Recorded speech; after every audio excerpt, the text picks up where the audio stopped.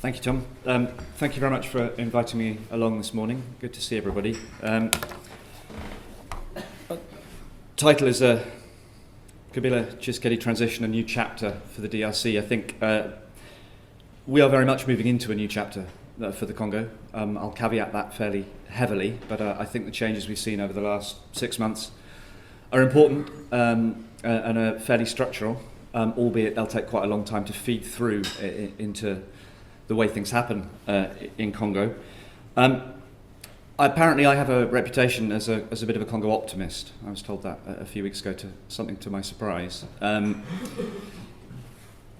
worked on DRC since 2002. The first time I crossed over the border from Rwanda into Goma when it was held by the RCDG. The country was split into three. I met the leader of the RCG surrounded by his child soldiers. And from that slightly longer term perspective on DRC, it's come a very, very long way. The country is reunited. It's been through electoral processes of varying quality, but we have finally seen a transition at the top in the person of the president.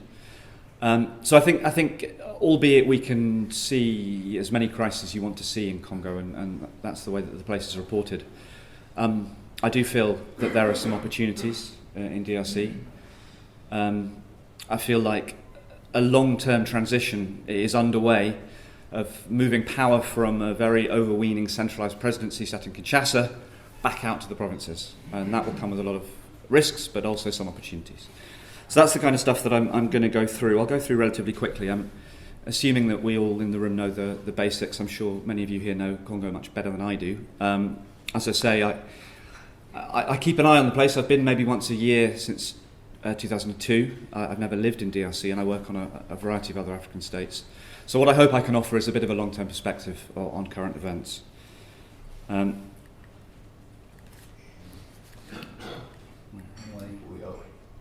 Other way. Sorry. Keep on going. Here we are. So the caveats. I think we have a very, very poor information base about DRC. I did a piece of work a couple of years ago on food security early warning, looking at the systems in place to work out where people were going to be struggling to find enough to eat. One of the very fundamental things in a place like DRC where people still rely largely on subsistence agriculture. And you see the maps that are produced by FuseNet, by the World Bank, by others, on risk of food insecurity, and they very confidently state this place is in chronic food insecurity, there's a risk for acute insecurity. Here they have percentages. But you dig into how they put those figures together and who collects the statistics, and you find out that it's in theory the responsibility of the devolved agriculture ministries and ETDs, local authorities, and you go and see them and they say, well, we haven't left our office in 2 years because we haven't got any petrol for our vehicles and no one's paid us. And you say, well, where do the stats come from? And they essentially say they make them up. So for something as fundamental as food security, the level of actual information out there is very, very thin. So there's a lot of confident pronouncements about Congo, and often I feel that they're not based necessarily on a great deal of hard information. I include myself in that.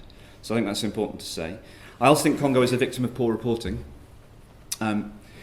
It pops up in the news, every 6 months, a year when there is a crisis, be it electoral one or violence or Ebola recently. Journalists flock in, tell the same story and leave. So we have a conversation globally about DRC that I think is very reductive and not very helpful.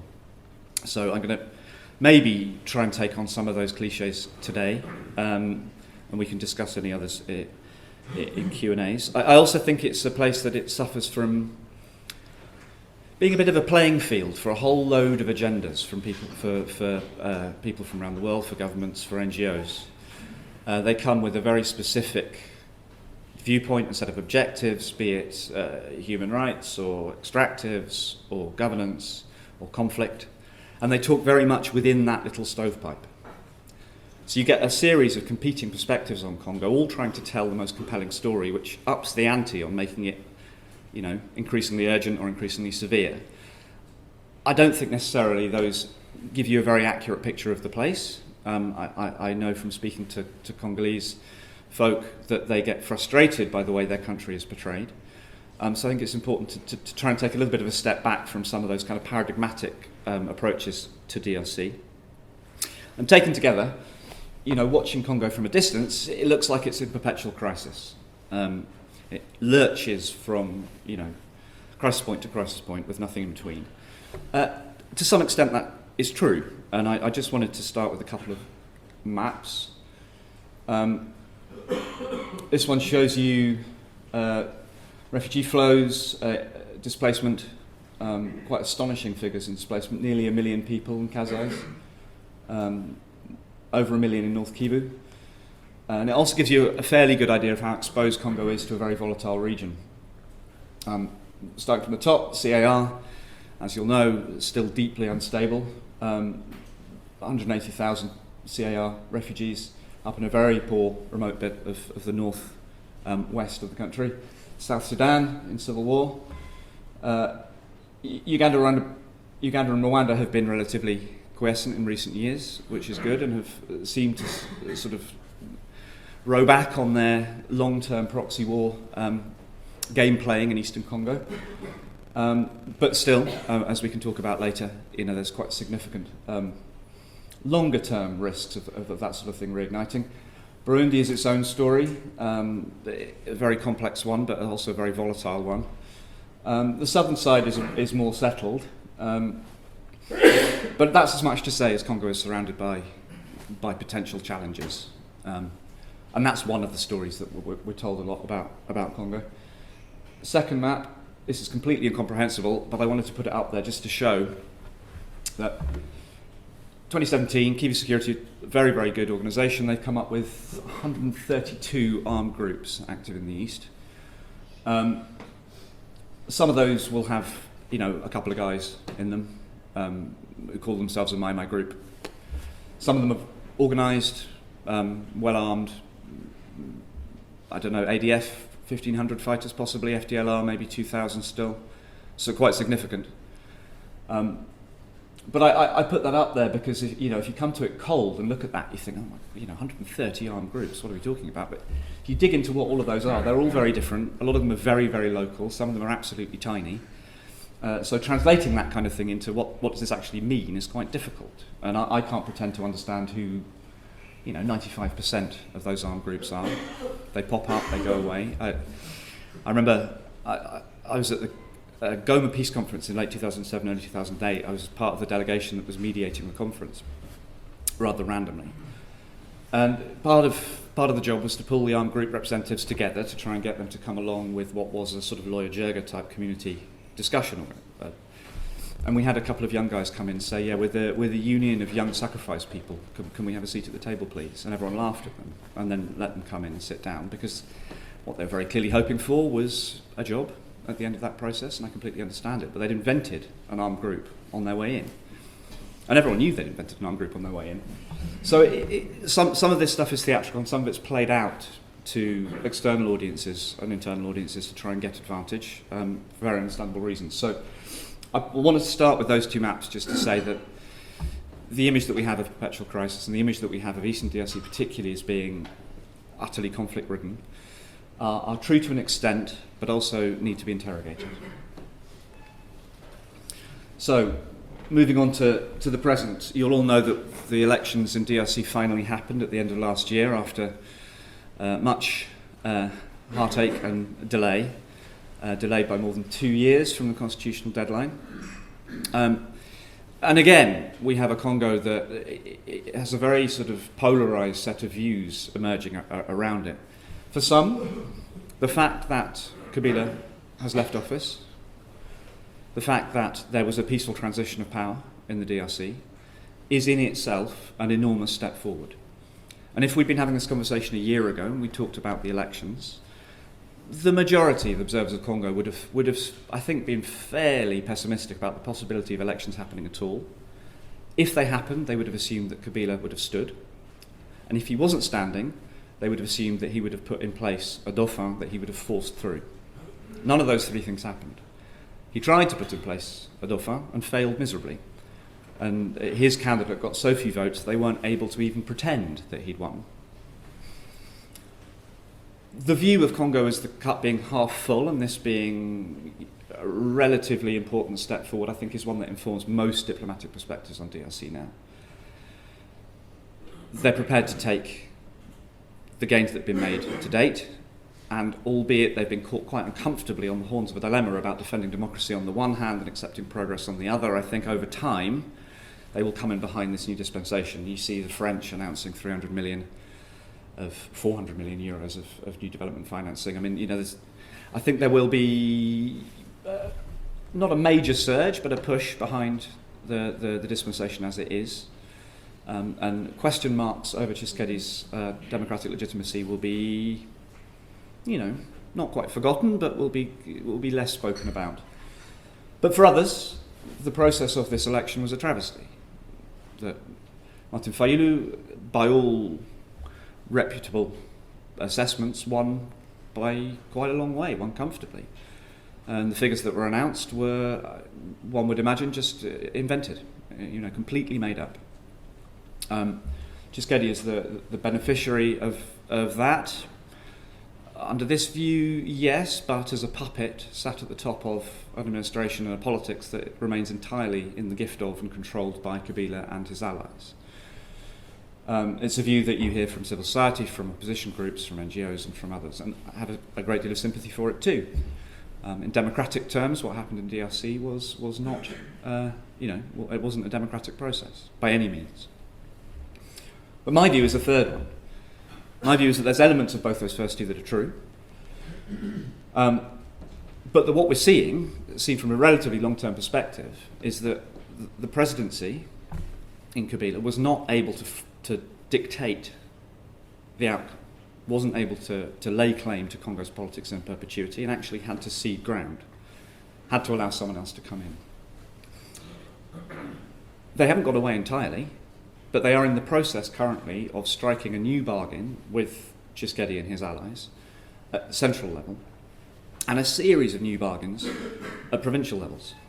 And my feeling is that the DRC, and it doesn't sound particularly optimistic, but it's the best I can come up with, it may look a little bit more like, say, Nigeria in 10 years' time, where provincial governors are more powerful, the presidency is less powerful, and you have a greater divergence of experience at regional and provincial level.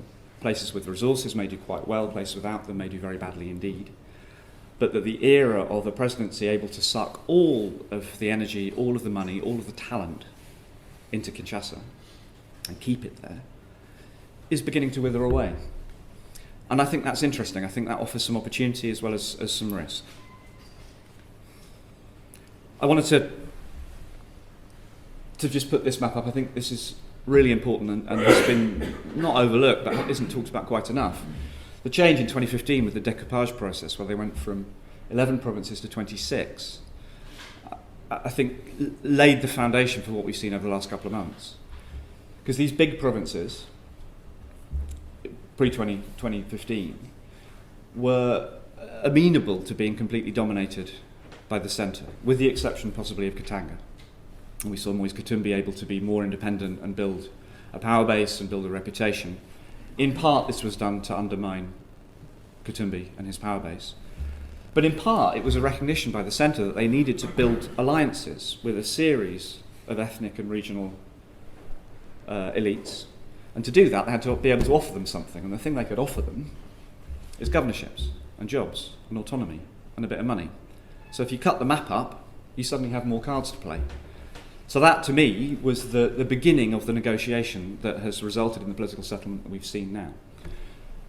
But it's important to note that some of these provinces, in fact most of them, are completely financially unviable, have all more or less no administrative capacity. They started from zero in 2015 in terms of their buildings, their human capital, their resources. And a lot of them have no productive industries at all. The geological scandal of Congo's wealth is fairly concentrated in many ways. And that's going to throw up a whole load of subsidiary problems in Congo about competition between provinces and within provinces. I'm going to come back to that in a moment. In a sort of quasi-academic-y kind of a way, it was trying to conceptualise for me where we're going to start to see tensions. Previously, the game has always been about Kinshasa. We've spent years obsessing about Kabila and Kabila's future. In a new, slightly more multipolar Congo, we're going to start to see multiple layers of tension. Competition for control of Kinshasa for the centre. We're seeing that right now. I'll talk about it a little bit in a moment. There's a new Prime Minister in place. The key ministries have yet to be allocated. Seeing who gets the big ticket ministries of budget, of mines, of defence, interior, will go a long way to telling us who holds the whip hand in terms of being able to dictate Kinshasa politics. None of that's settled yet. And the fact that it's taking so long suggests that it's not clear who has the power. So that's one layer of competition that won't go away. I think we'll see an increasing level of tension, competition between the centre and periphery, between Kinshasa and the provinces. One of the big issues that you may be familiar with is the idea of retrocession in Congo, that money that went from provinces into Kinshasa, in theory, Kinshasa was supposed to give 40% of it back to the provinces. In practice, they never did. They went to Kinshasa and stayed there. But the fact that the presidency is now weaker will probably mean they have to give some of it back. They're going to have to give some of that money back out. That's going to be an enormous bum fight, but one which will dictate the viability of these new provincial structures and potentially the level of loyalty that new governors have for the presidency or for Kabila. It's a big one. You'll also get competition between the provinces themselves. If you look at Katanga, the way that the mining resources in Katanga have been divided into 4 new provinces, leaves some very wealthy ones and some very poor ones. And in fact, the very poor ones are the ones with the political power at the moment, and the place where the mining is concentrated. Hitherto have been relatively politically weak. That's going to cause some issues across the country. And then competition at local level within provinces themselves. These are new entities. They have untested balances. 11 of the new 26 provinces now have a majority ethnic group. There are only 3 of the old ones that did. So one of the fears is you start to see a more ethnically based localism, nativism. You can already see it. That will play out in terms of who controls the governorship and who gets to appoint the local officials. At the moment it's Kinshasa, but local officials control things like land rights. So they're extraordinarily important to the population, in fact probably the most important to the population. So everywhere you look across the country there's multiple layers of potential competition, all of which play off against each other. So my slightly hopeful view on Congo is caveated quite heavily by the fact that there is going to be a very, very unpredictable set of tensions that are going to play out over a very long period of time, which could result in mobilisation, in violence, into community problems, in political crises, emerging basically anywhere in the country. And I think the era where we've been able to comfortably assume that the East is where the conflict happens and the rest of the country just carries on, that's probably over. And what we saw in the Kazais over 2015-16 with the Kabila and Sampu rebellion, what we saw in the former Equateur in terms of community violence and mobilisation a bit before that, I think we might see that anywhere. So that's a significant risk, and it's one that's you can only start to predict with very detailed local work, which, as I said at the beginning, with the lack of information, we basically don't do. So that's the sort of theoretical view. In more practical terms, I've just come up with a few key thoughts, questions. I don't have clear answers on them. You'll know that Kabila's FCC coalition and Tshisekedi's Cash coalition are in, some form of agreed coalition. I don't know the basis. I don't know the precise basis of that. I don't know if that's been published or will be released. But there's an arm wrestle going on about who gets to hold the whip hand. I saw an estimation that the FCC would be able to nominate 80% of ministers and Cash 20%, which is possibly true. It depends on which ministries we're talking about. Who gets the absolutely key ones will be vital to see. The new Prime Minister is 72, former head of Congo's railways, which, as you'll imagine, is not an enormous job given there aren't that many railways in Congo. So he's very much there, in my view, as a placeholder, as the least controversial candidate. He's a Balubacat from northern Katanga, so it suggests that the clan Kabila has been able to ask for some sort of recompense for its perceived loss of access and possibly revenues by putting him in place. But to what extent he will be able to act as an independent voice to control government, whether he'll report to Tshisekedi as the Prime Minister, as the President, or to Kabila as the moral authority of his own coalition, remains to be seen. Absolutely up for grabs. Second big question is the security sector. It's another one of the slightly strange tensions of reporting on Congo in recent weeks, that for years we've talked about the FARDC and the Congolese police as being completely dysfunctional. You know, they've barely won a battle in their history. They're riven by parallel chains of command. They're made up of a ragtag bunch of formed militia that were sort of thrown together into structures at the end of the Congo Wars. There's never been any meaningful followed through security sector reform. There are, so far as I understand it, 2 parallel command structures, one for everyday and one for crisis, that pull against each other at moments of, you know, the most important moments. And a lot of the senior commanders were reporting directly back to the President from the field. On the flip side of that, you now have a view that Tshisekedi is hemmed in by and under threat from a Kabila loyalist security sector. It's true to say that there are commanders in elements of the Congolese military, certainly in the intelligence services and the former presidential guard, who are personally loyal to Kabila and who will potentially be a threat to Tshisekedi, and quite an imminent threat. But I don't think it's quite true to say that there is this monolithic Congolese security sector stacked against the new president. What there will be is an extraordinarily complex set of renegotiations of a lot of different parallel loyalties. That comes with some imminent risk of coups and coup attempts. I think that's possible. It comes with some risk of insurrection from elements of the military, particularly a presidential guard that got very used to being treated quite well and now may not be treated quite so well. So we could see that bubble up into violence between elements of the FARDC, between the presidential guard and the FARDC, or just spontaneously. And that could happen probably in Kinshasa, but it could happen nearly anywhere. Third, and I think this is probably the most important one, is the sustainability of the political alliances. Again, we come to Congo as if its politics is like other places, and it kind of isn't. Kabila's FCC coalition, which won the majority in the National Assembly, which won the majority in all bar 2, I think, of the provincial assemblies, was only created in July last year. It didn't exist before that. And you look at the 3 biggest winners from within the FCC, the 3 biggest who won the most seats at the National Assembly within the provincial assemblies. One of them is the PPRD, which is Kabila's party. That is a cohesive party. The other 2 are coalitions. One is a coalition of 35 other political parties. The other is a coalition of 15 political parties. So within those 3, those are just the top 3 within the FCC. I think there are 15 or 16 members of the FCC. Within those top 3, there are 50 political parties. Each of those parties will represent a community, and each of those communities will want something from this process. They'll be demanding positions, they'll be demanding finance, they'll be demanding authority. They won't all get it. And whether Kabila is in a position to feed that network with sufficient resources to keep all those people on side over time, personally, I doubt very much. So the idea, again, that Tshisekedi is facing this monolithic political power that's swept into the majority in all of the elected assemblies across Congo is the case for now.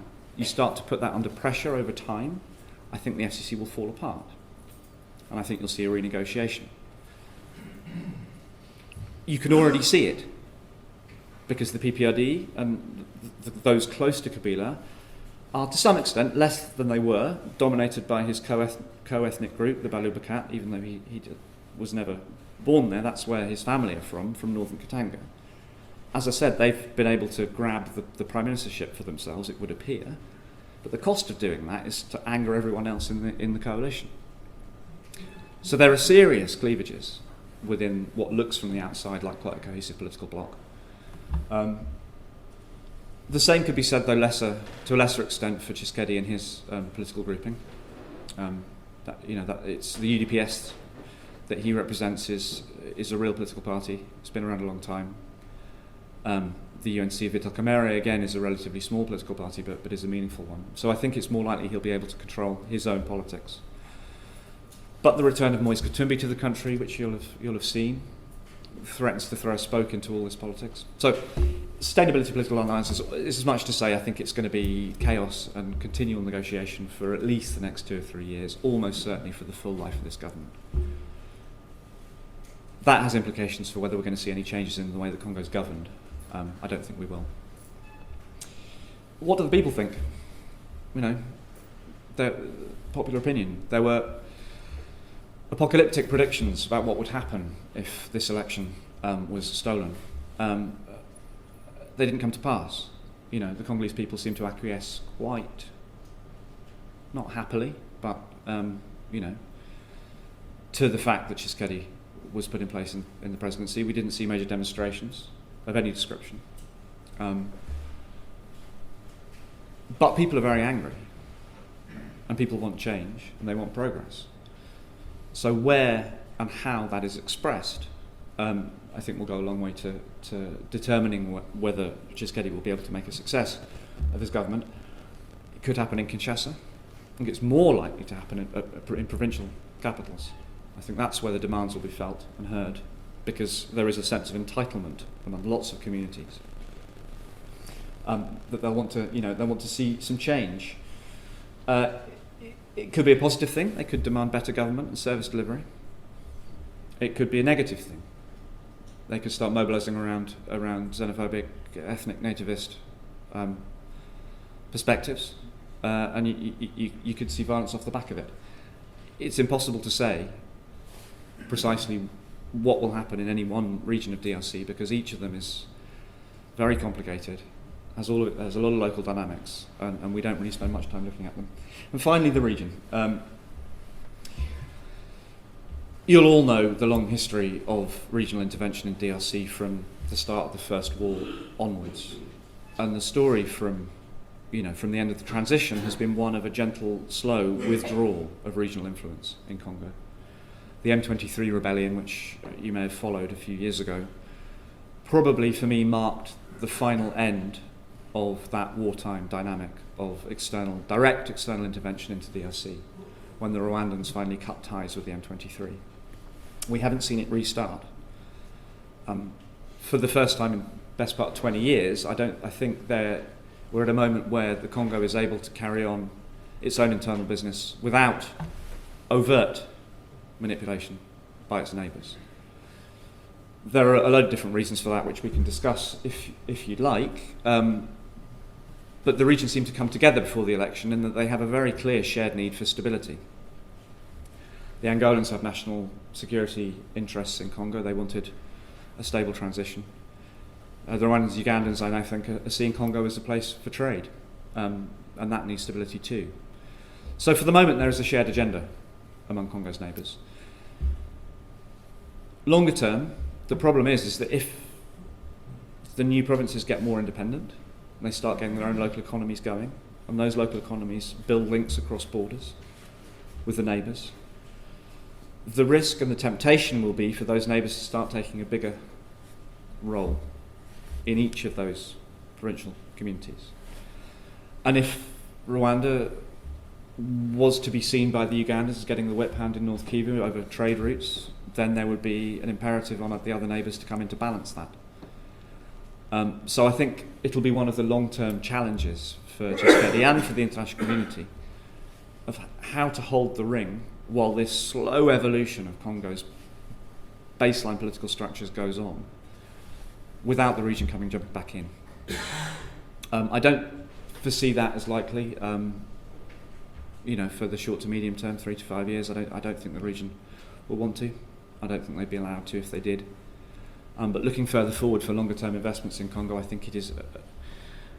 We're going to go back to the same old problem with DRC of how do you manage and run a country as big and as diverse as Congo without bits of it spinning away into demands for or fear of more autonomy. And the centralising instinct in Kinshasa among the elite hasn't gone away. They will continue to want to pull resources, people, power to themselves. For the moment, the pendulum seems to be swinging towards greater autonomy in the provinces. And that brings opportunity. And I think there is a a moment to capitalise on that and to try and set some of these processes in a positive direction. But will they be sustained? It's harder to say. So, tectonic shift underway, but change will take time. Looking for a change in the mode of governance in Congo, in how easy it is to do business there, in what happens day to day. I don't think that's going to change quickly. That's generational. But there will be uneven opportunities. Some provinces where there's resources and talent at the top, there will be a chance to do things a bit differently, and some of them I think could flourish in the way that Katanga did in relative terms under Moise Katumbi. I think we could see that in other places. But some of the poorer ones I think will go backwards. And I think the Nigeria comparison is opposite. Some areas there will be deep problems, and some areas I think there may be progress. As I say, the key challenge, Kinshasa needed to retain sufficient power to work out and balance the regional tensions within DRC, while at the same time allowing this kind of progress to take place. Is Tshisekedi a man with sufficient political skills to do that? Remains to be seen. Can't judge him yet. I think he'll spend the majority of this government locked into another round of endless, opaque, unreadable Congolese political negotiation, which will largely hamstring his ability to do anything significant. He's taken $400 million out of the central bank to spend on his emergency infrastructure program. Suggests he wants to do things differently and will try. I doubt he'll have an enormous amount of space to do much more than tokenistic things. Congo's system is very deeply ingrained. Its networks are very powerful. They will compete with each other, but I don't think they will change soon. So I'll finish there. I am relatively optimistic. I don't think we're looking at a disaster in Congo. I think we're probably looking at business as usual, frankly, for the short to medium term. But with the right help over time, I think things could change. So I'll stop there. Thank you.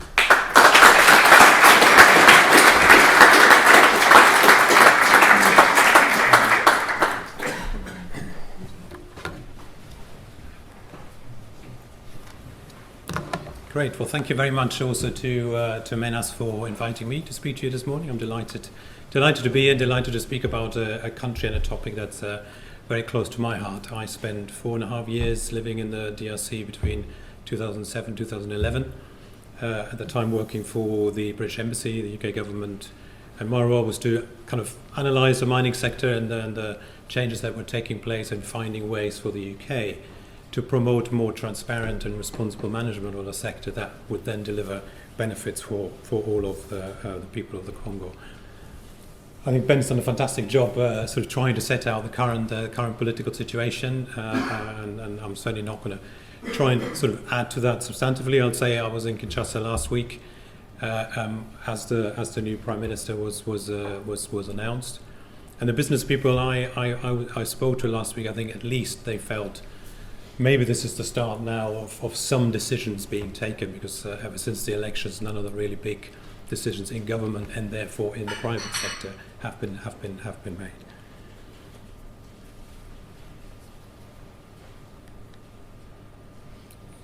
Menas kindly allowed me to say a very few words about the company that I represent. We're a small consultancy and social venture based in Cambridge. We work with a wide range of public and private sector clients on responsible mineral supply chains, to a whole range of activities like research, risk analysis, and so on, as you see on the slides. We've worked in over 50 countries and are getting experience in well over 100 mineral substances. Please don't ask me to list them all. And some recent examples, I thought these might be of interest to you as an audience here. We've done some work recently with a major jewelry brand, looking at mineral-specific risk assessments in the DRC, in Afghanistan and in Zimbabwe, working with a cobalt producer in the DRC on chain of custody systems, and also on the public sector side, supporting governments in Africa to develop national strategies for artisanal and small-scale mining, which is a phenomenon I'll talk about a little bit more. And as I said, I was in the Congo last week for some work with the German and the DRC governments on on certification systems for artisanal and small-scale mining. Now, the main point really to take away, or the main points to take away from this slide, I think, are that the DRC's mining sector is absolutely essential for a whole range of global supply chains. But more importantly, it is at the heart of the Congolese economy, and therefore the ability for the government to generate revenues and for the Congolese people to get jobs and improve their livelihoods. Just given some examples of mineral substances in terms of their the Congo's share on the global level, and as you see there, cobalt stands out in particular, and I'll talk a little bit more about cobalt in a minute. And mining is the largest contributor to the DRC's GDP, and absolutely dominates its exports, particularly industrial scale copper and cobalt.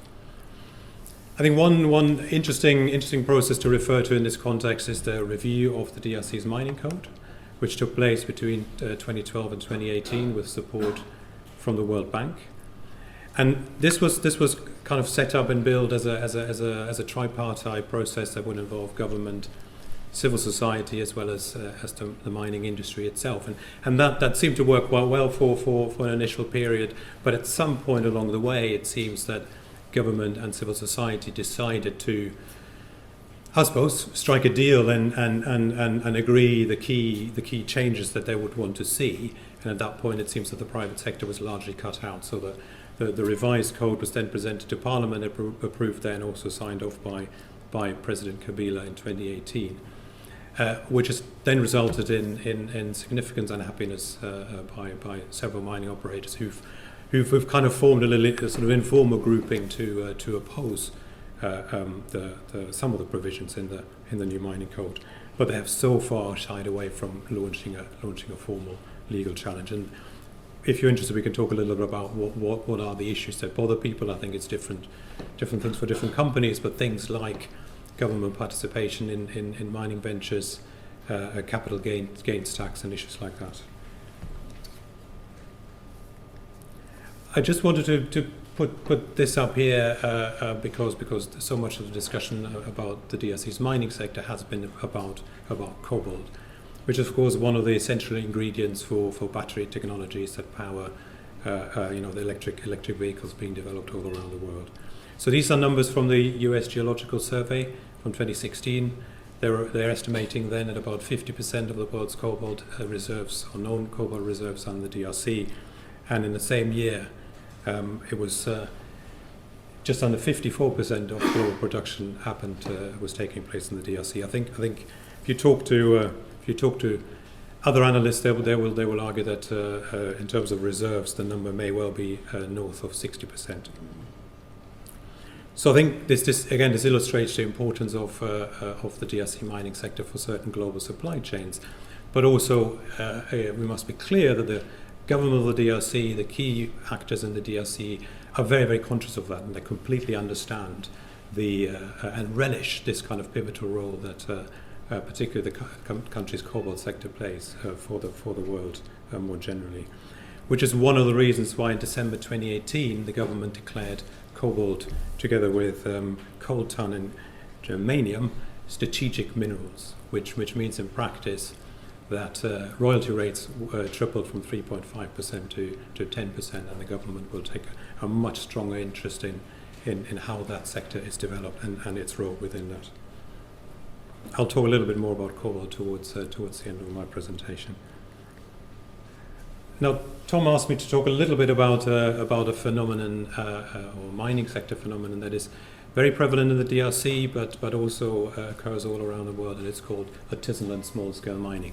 And I've just put up a couple of pictures. These are our photos from work we've done in the DRC. Just to give you a sense of what artisanal and small-scale mining looks like in practice.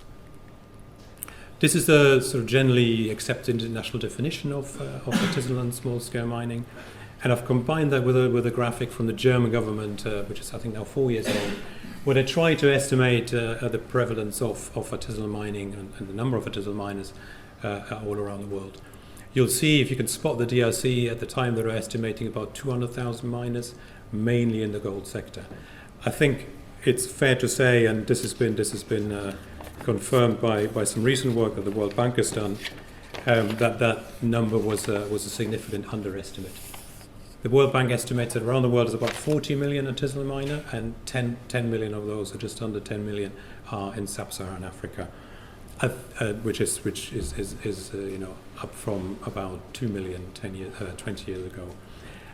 I would have thought it's more than fair to say that at least 10% of those are in the DRC. You could easily argue it might be 20 or 25%, given the size and the lack of oversight of the sector. Now, the kind of problems and challenges associated with digital mining, I think you would kind of deduce them yourself from the pictures I showed earlier. Environmental degradation, destruction, just simply from uncontrolled and very unsafe digging, but also the use of chemicals such as mercury and cyanide, particularly in gold production. Pretty much non-existent health and safety conditions for workers. The prevalence of some of the worst forms of child labour in many mines, as well as the persistence of forced and bonded labour. A very, very limited or restricted ability for the government to generate formal revenues, because knowing who's digging where and how much they're producing and taking kind of fees and taxes of them is now impossible. That doesn't mean that resources aren't extracted, but they're generally extracted in more informal ways and go into the pockets of powerful individuals, which links to my second point. Corruption, extortion, smuggling, particularly of high value minerals like gold, and also the involvement of armed groups. Ben talked a little bit earlier about conflict in Eastern DRC. Over that long period, mineral substances, the extraction and trade of them played a very significant role in financing many of the formal and informal armed groups, and it includes the Congolese army who are heavily involved in certain places. Beyond the DRC, I think many governments in Europe and in the sort of the wider global north are also increasingly concerned that artisanal mining, particularly in West Africa and the Sahel, may be contributing to the financing of extremist groups, as well as being mixed up with trafficking of people and narcotics as well. So it is an important issue that people are taking more and more seriously.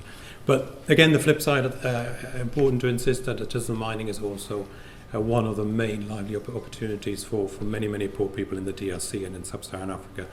Again, the World Bank estimates about 60 million people either deriving a direct or indirect livelihood from it.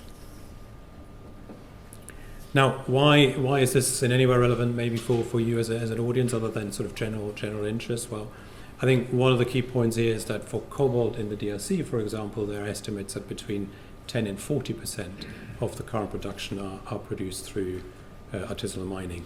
And that means that the kind of risks I'm highlighting here are also relevant for companies further down the supply chain. And it's therefore absolutely essential to know what they are and try and manage them as much as possible. Oops. Give me pressing the wrong button.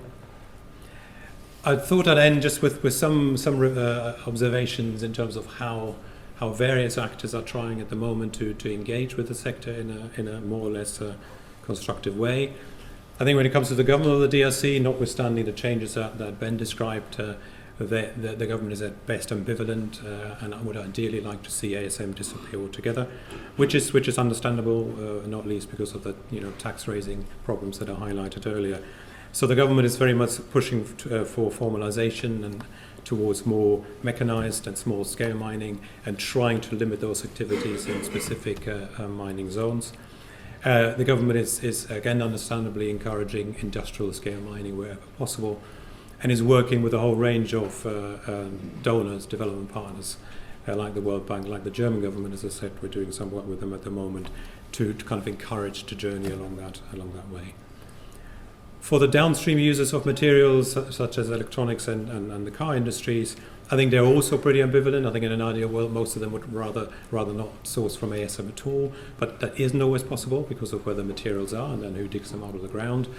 And also the risk of reputational repercussions if they were to disengage from areas where artisanal miners are doing much of the production because of the negative impact on poor communities in those areas. So that's why for them it is, as I said, important to understand the risk, manage the risk.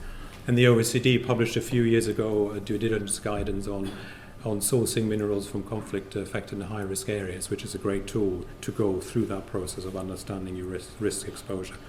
And there are opportunities for downstream companies to work with, I suppose, a new group for them of partners to find sort of more individual solutions. For example, BMW, Samsung, and BASF are working with the German government in Southeast DRC to develop model cobalt mines to see how environmental and social risk could be managed better. And then there's the sort of in between the minerals buyers and the minerals traders who probably find themselves in the most difficult positions on quite a regular basis between, the regulators on the one hand and the buyers on the other. There've been some of the regulatory changes in the DRC I've just referred to in terms of changes to the DRC mining code, but even in other territories like the US, like the EU, there have been regulatory adjustments that affect this group in particular. As part of the Wall Street Consumer Reform Act in 2009, 2010, the US introduced something called the Dodd-Frank Act, which basically compels SEC-listed companies to declare when any of the bits and pieces they might have in their products, whether that's cars or electronics, whether any of those materials in that might come from the Great Lakes region, and if so, whether to confirm that they've not contributed to conflict. You can imagine that's quite a difficult and potentially expensive thing to do. The European Union from January 2011 will enforce similar rules, but the big difference being that it covers the whole world, not just the Great Lakes region of Africa, and therefore these issues will become more important. And then there's some of the larger traders like Trafigura are also looking at how they can secure their own supply chains by working with in new ways. Trafigura, again in the DRC for cobalt, has a partnership with the local mining operators who eventually wants to mechanize its operation, but in the meantime it's buying from ASM, and Trafigura has teamed up with a US-based NGO called PACT to find ways of managing the particular supply chain. And then looking forward, and this is my last slide. We are by no ways experts when it comes to the future demand patterns for electric vehicles, but it seems to be one of those industries that most people expect to grow significantly, not least because of expected demand from China, which will therefore mean that demand for some of the core components, such as cobalt, will continue to increase, which just simply will reinforce the DRC's mining sector, or the DRC and its mining sector's pivotal role within many industrial global supply chains. And I suspect, and I think this very much is in line with Ben's presentation as well, that some of the drivers for uncertainty and short-termism in the DRC will continue. Ben talked about the unpredictable political dynamics, the propensity of political calculations to override what you might call more sound economic decisions, which, let's face it, isn't necessarily limited to the DRC. The mining code endgame, if it continues as it did last time around in 2007, 8, 9, is likely to end up in individual negotiations between license holders who are unhappy with the new code and the government. When that happened last time, it took for some of the big mining operators, it took 2, 3, 4 years to negotiate a revised mining convention. Some of them lost their licenses altogether, but you can imagine the damage that can do to the companies as well as the reputation of the Congo as a mining destination. Ease of doing business is awful and it's likely to continue to be pretty bad, and the infrastructure deficit really is quite hard to describe. Ben quipped about the non-existent railways. Same is true for paved roads. and most of the roads required for minerals to be evacuated from the DRC are built and maintained by the mining companies themselves. Yeah, and whether the government will be in a position to take proper long-term decisions, I think, also remains to be seen. On a slightly more positive note, I do think that the German example currently of working with some of their leading firms like BMW, BASF, is probably going to set a trend for others. So I imagine other governments will work with some of their key industries to see how they can work in the DRC, influence things there, so that the access to raw materials will continue, and that might open up some interesting avenues for engagement with in that country, and I think, therefore some of the large companies that might not be present themselves in the DRC can play a role in possibly nudging decisions in the DRC and what they might perceive as the right way. There was a big conference in Paris at the OECD last month, which was all about, again, mineral sourcing from conflict-affected areas where the DRC is very, very much represented. And the keynote speech was given by somebody very senior from BMW, and he said, listen, as things stand, we ain't going to source from the DRC if we can avoid it. We will absolutely not do so. And the Secretary General from the Ministry of Mines spoke to me after and said, I don't understand why they're saying that. Why do they not want to do business here? We've got what they need. But I think that kind of getting the message across that, particularly in the automotive industry, has gone through the diesel scandal. The last thing they want to do now is, with their kind of feel-good electric vehicles, to be told that some of the stuff inside the batteries has been dug out of the ground by children.